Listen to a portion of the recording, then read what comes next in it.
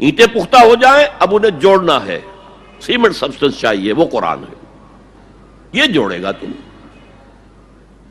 چنانچہ یہی بات حضرت شیخ الہند مولانا محمود حسن دیوبندی اسیر مالٹا نے اپنی اسیری سے رہائی پانے کے بعد واپس جب آئے ہیں تو دیوبند میں علماء کے ایک بڑے اجتماع سے خطاب کر کے کہی۔ مولانا مفتی محمد شفیع رحمت اللہ علیہ وہ خود موجود تھے اس میں، بڑے بڑے علماء، مولانا حسین احمد مدنی رحمت اللہ علیہ، شبیر احمد عثمانی رحمت اللہ علیہ، مولانا اشرف علی تھانوی رحمت اللہ علیہ، مولانا انور شاہ کشمیری رحمت، بڑا مجمع۔ اور کہا حضرت شیخ الہند نے، ہم نے تو اپنی اسیری کے 4 سالوں کے دوران جتنا غور کیا تو ہماری اس وقت کی امت کی زبوں حالی کے 2 سبب سامنے آئے۔ مولانا مفتی شفیع لکھتے ہیں، ان کی کتاب وحدت امت کے نام سے، کہتے ہیں کہ پورا مجمع ہمہ تن گوش ہو گیا کہ یہ شیخ الشیوخ استاد العلماء عمر کے اس آخری درجے میں اس حد پر آ کر اب نیا سبق کون سا سیکھ کر آیا؟ تاکہ ہمیں تو اس کے 2 سبب معلوم ہوئے، ایک ہمارا قرآن کو ترک کر دینا، لفظ نوٹ کیے، ترک کر دینا، اور دوسرا ہمارے آپس کے اختلافات۔ چنانچہ میں تو یہی فیصلہ کر کے آیا ہوں کہ اب زندگی جتنی باقی ہے 2 ہی کاموں میں لگاؤں گا، ایک تو یہ کہ ناظرہ قرآن پڑھنے کے مکتب گلی گلی کھل جائیں اور عوامی درس قرآن کے ذریعے قرآن کے پیغام اور قرآن کے حکمت سے لوگوں کو روشناس کرایا جائے۔ عوامی درس قرآن کا لفظ استعمال کر رہا ہے شیخ الہند، جنہیں میں 14ویں صدی کا مجدد اعظم سمجھتا ہوں۔ اور نمبر 2 یہ کہ آپس کے اختلافات کو حوالہ دی جائے۔ یہ واقعہ کوٹ کر کے مفتی محمد شفیع صاحب لکھتے ہیں کہ حضرت شیخ نے جو 2 باتیں کہیں اصل میں وہ ایک ہی ہے۔ ہمارے باہمی اختلافات بھی تو اسی وجہ سے ہیں کہ ہم نے قرآن کو ترک کر دیا ہے۔ بتائیے شیخ الہند نے کیسے ترک کیا قرآن؟ مولانا مدنی نے کیسے ترک کر دیا قرآن؟ کیا مطلب اس ترک کرنے کا؟ حال تو یہ ہے کہ مولانا مدنی رحمت اللہ علیہ، حالانکہ وہ تو گرفتار نہیں ہوئے تھے، وہ تو والنٹریلی اپنے شیخ کی خدمت کے لیے گئے ہیں ساتھ، اور اس حد تک ان کی وفاداری اور ان کی خدمت گزاری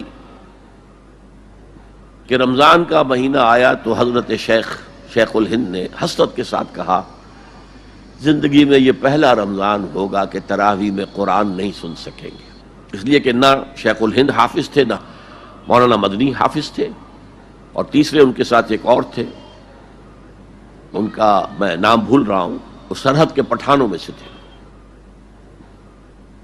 کوئی حافظ نہیں تھا۔ اب آپ غور کیجئے، استاد اور اپنے شیخ کی اس حسرت کو دور کرنے کے لیے مولانا مدنی روزانہ 1 پارہ حفظ کرتے تھے اور رات کو تراویح میں سناتے تھے، روزانہ 1 پارہ۔ اور یہ انہونی بات نہیں ہے، جب ساری زندگی قرآن ہی سے شغف رہا ہے تو وہ ہے تو صحیح ذہن میں، اب صرف ان کے لنکس ملانے ہیں آپس میں، اور کیا ہے؟ اصل میں قرآن کو ترک کرنے کا مطلب کیا ہے؟ وہ اصل میں ایک اور بہت بڑے عالم دین کی بات سنیے آپ، مولانا سید انور شاہ کشمیری رحمت اللہ علیہ، جو دیوبند سے آ کر آپ کے قریب میں ڈابھیل میں انہوں نے مدرسہ قائم کیا تھا۔ وہ ایک مرتبہ قادیان میں ایک جلسہ علماء کیا کرتے تھے ہر سال رد قادیانیت کے لیے، تو ایک سال اسی طرح وہاں علماء جمع تھے۔ اب جس نے یہ واقعہ بیان کیا ہے اس کا نام میرے ذہن میں اس وقت نہیں ہے، کہ میں صبح مولانا انور شاہ کشمیری رحمت اللہ علیہ کی خدمت میں حاضر ہوا تو دیکھا کہ غم کی تصویر بنے بیٹھے ہیں، بہت اداس، غمگین۔ میں نے پوچھا حضرت کیا معاملہ ہے، کوئی خاص سبب ہے؟ فرمایا بھائی کیا سبب ہے، یہ سوچ رہا ہوں کہ اپنی زندگی عمر ضائع کر دی۔ میں نے کہا حضرت آپ نے زندگی ضائع کر دی، عمر ضائع کر دی؟ آپ نے علم، بیہقی وقت کہلاتے ہیں انور شاہ کشمیری، جیسے امام بیہقی تھے، محدث اور فقیہ دونوں اعتبارات سے بلند، تو آپ نے پڑھنے پڑھانے میں، سیکھنے سکھانے میں ساری عمر گزار دی، تو آپ کی زندگی ضائع کیسے؟ کہنے لگے ہم نے سارا زور اسی پر رکھا کہ ثابت کر دیں کہ شافعی کی رائے صحیح نہیں ہے، ہماری رائے صحیح ہے۔ اسی کے لیے دلائل، اسی کے لیے بحثیں، اسی کے لیے لمبی چوڑی جو ہیں ہمارے ہاں نشستیں منعقد ہوئیں مدارس کے اندر. حالانکہ اللہ کے ہاں یہ ہم سے سوال نہیں ہوگا. گمراہیاں طرح طرح کی پھیل رہی ہیں اور ہم ان بحثوں میں لگے ہوئے. حالانکہ زیادہ سے زیادہ یہ کہا جا سکتا ہے کہ قول اصحابنا ثواب محتمل الخطا، اور جو قول دوسروں کا ہے وہ خطا ہے محتمل الثواب. زیادہ سے زیادہ یہ کہہ سکتے ہیں ہم کہ ہمارے جو اسلاف ہیں، ہمارے جو اساتذہ ہیں، ان کا قول صحیح ہے، اگرچہ اس کے خطا ہونے کا بھی امکان ہے. ہم یہ نہیں کہہ سکتے کہ اس کے غلط ہونے کا کوئی امکان ہی نہیں، معصوم تو وہ نہیں تھے. اور قولہم، ان کا جو ہمارے سامنے ہے مد مقابل ہے، اور وہ شافعی ہیں. اصل تو جو ٹکراؤ تھا وہ فقہ حنفی اور فقہ شافعی کے مابین تھا. ہم صرف یہ کہہ سکتے ہیں کہ ان کا یہ قول خطا ہے، غلطی ہے، اگرچہ احتمال موجود ہے کہ وہی صحیح ہو. اس کے سوا تو ہم کچھ نہیں کہہ سکتے. اور ہم نے اپنی ساری زندگی اس کام میں لگا دی.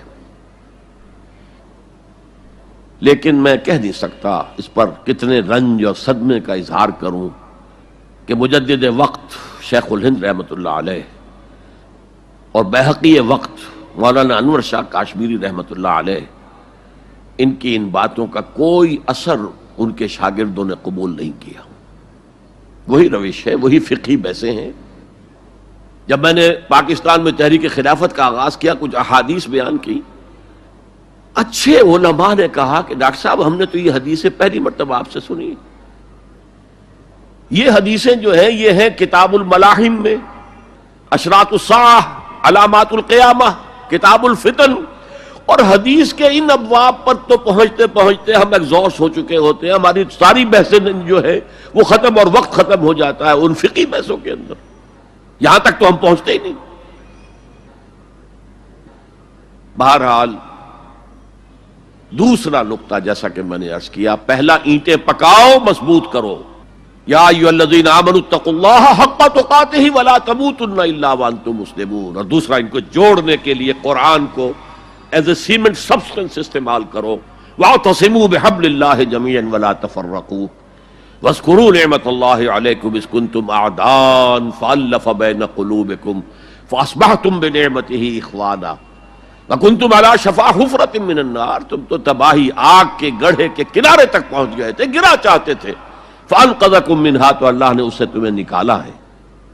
کذالک یبین اللہ لکم آیاتہ لعلکم تہتدون. اسی طرح اللہ تعالیٰ تمہارے لیے اپنی آیات کی تبیین کر رہا ہے، وضاحت کر رہا ہے، تاکہ تم ہدایت حاصل کر سکو.